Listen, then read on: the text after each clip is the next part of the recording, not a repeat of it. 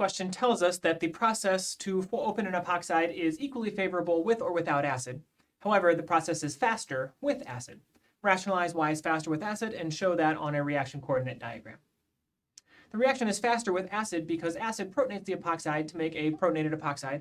This protonated epoxide is more electrophilic for a weak neutral nucleophile like water to attack.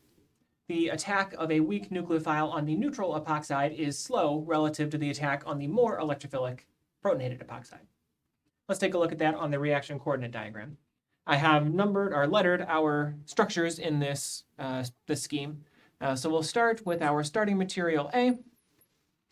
And in the without acid version, it reacts with water and it forms an intermediate. This reaction, though, is very slow. Neutral water is not a very strong nucleophile, and it has trouble opening up the neutral epoxide.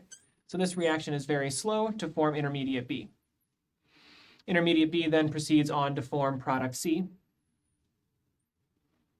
And so we get the reaction coordinate diagram for the reaction of the epoxide without acid. With acid, we need a couple more steps, but we'll see that it actually makes the whole process faster.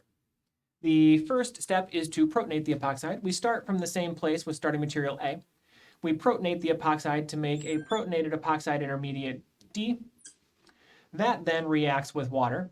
And now that this is higher in energy, it is more electrophilic, and so it more readily reacts with the neutral water to form intermediate E.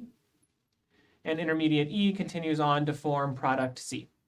So they start and end at the same place. The favorability is the same, delta H is the same, but the activation energy changes when we use an acid. That makes the acid catalyzed process faster than the non-acid catalyzed process.